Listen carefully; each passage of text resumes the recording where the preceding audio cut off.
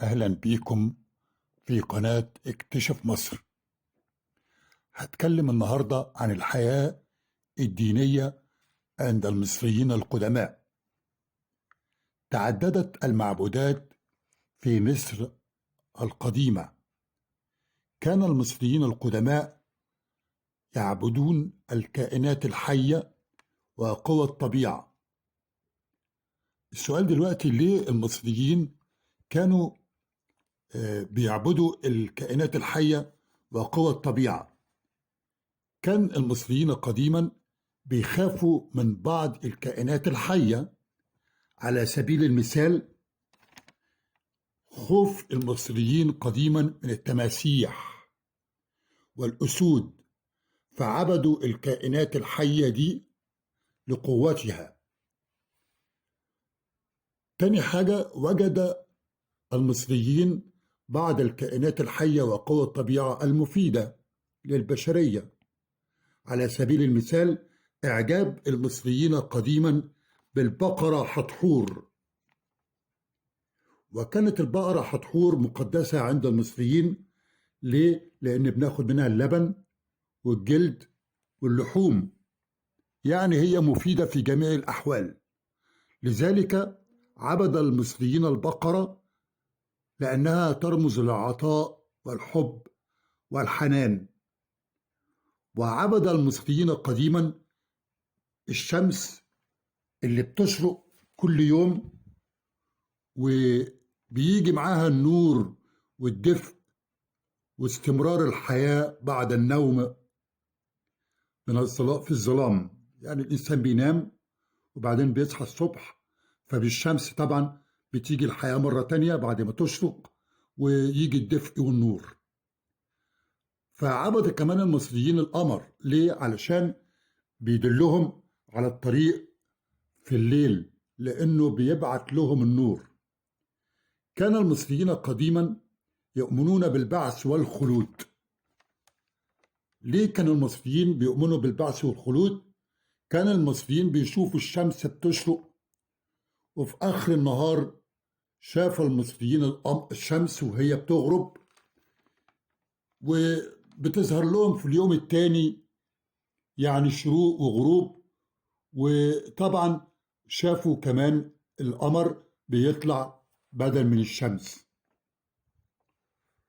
وطبعا احيانا بيشوف القمر مكتمل واحيانا بيشوفه غير مكتمل.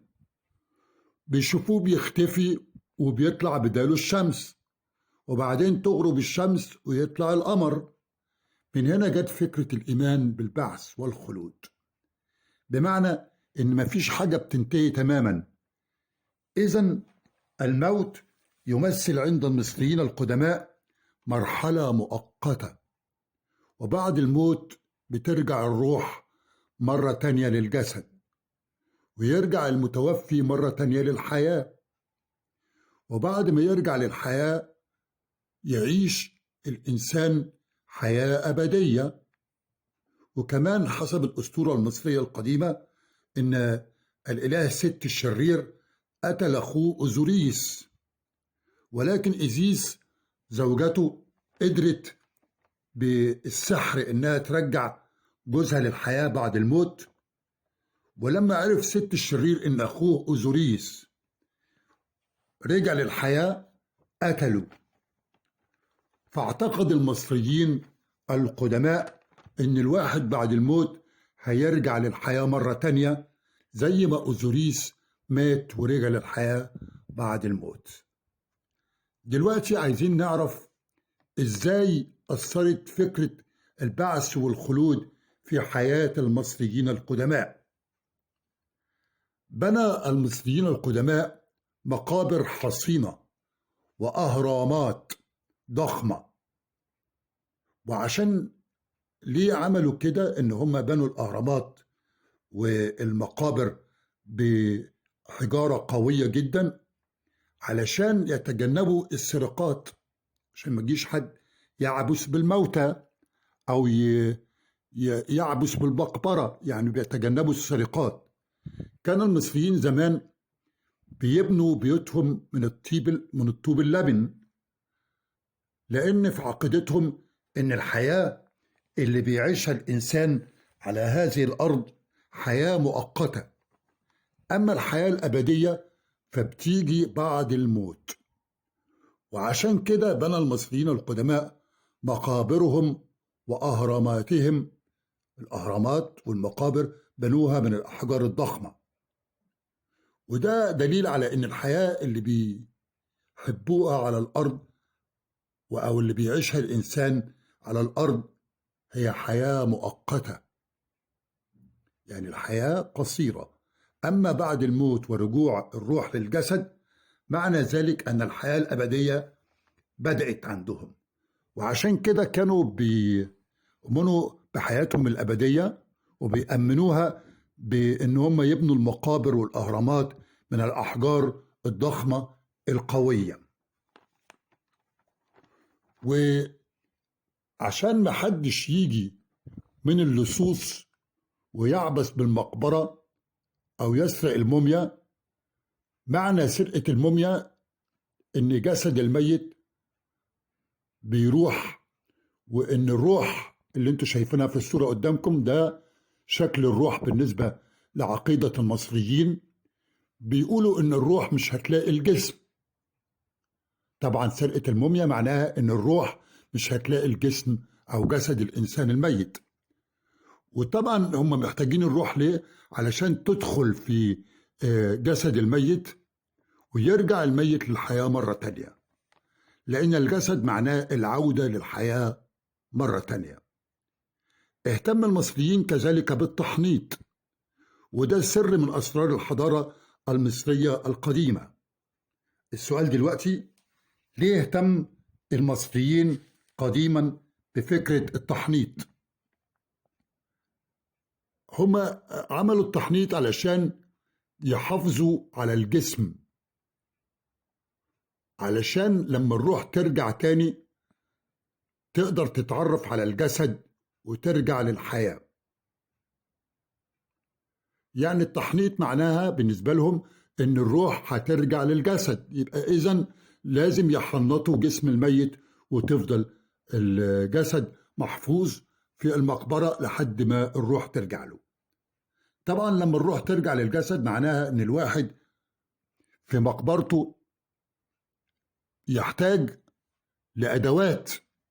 هو الروح رجعت، الإنسان صحي رجع للحياة، محتاج أدوات زي ما انتم شايفين اهو في الصورة، الأدوات اللي وجدناها في بعض المقابر الفرعونية. والأدوات دي هي الأساس الجنائزي. وكمان هم اهتموا في المقبرة جدا علشان معناها ان لازم يجيبوا أكل وشرب جواها، وبيعملوا هنا توصيل الموميا اللي حنطوها إلى المقبرة، وبتحتاج أكل وشرب بعد الموت، عقيدة. وعشان كده لقينا في المقبرة أساس جنائزي، ولقينا كمان أكل وشرب. للأسف في مقابر ما لقيناش فيها أساس جنائزي، لأن اللصوص سبقت وسرقت الأساس الجنائزي من زمان. آمن المصريين القدماء بفكرة الحساب بعد الموت. يعني إيه الكلام ده؟ إن هم أمنوا بفكرة الحساب بعد الموت، معناها اللي هيحيا حياة أبدية هم الناس بس اللي تجنبوا الذنوب. أما الناس اللي عملوا ذنوب كبيرة وكتيرة وتمت محاسبتهم قدام محكمة الموتى. انتم شايفين دلوقتي محكمة الموتى بيوزنوا القلب قصاد ريشة الإلهة معد على نفس الميزان، وده معناه ان لو القلب أخف من الريشة ان الإنسان كان كويس وخير وما عملش ذنوب كتير.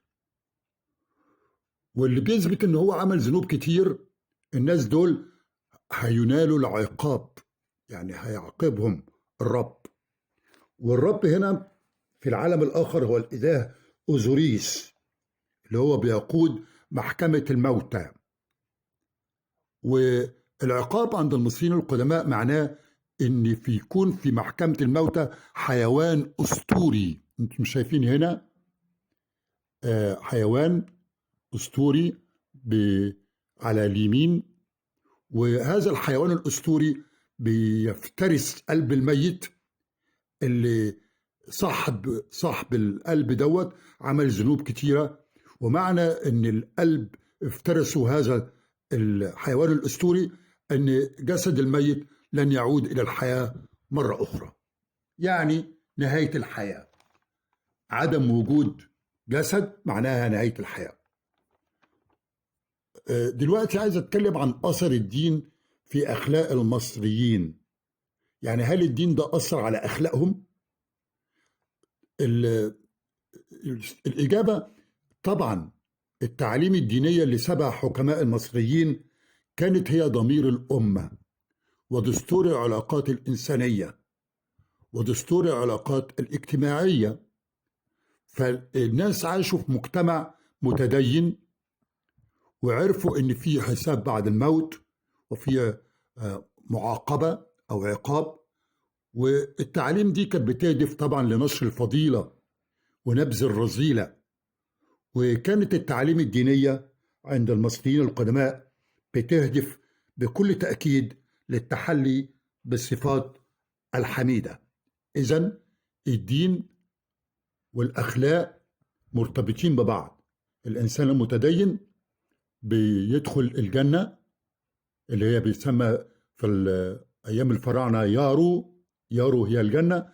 أما الإنسان اللي عمل ذنوب فبيجي الحيوان الأسطوري وبيلتهم القلب، ومعناها إن الإنسان مش هيرجع للحياة مرة تانية.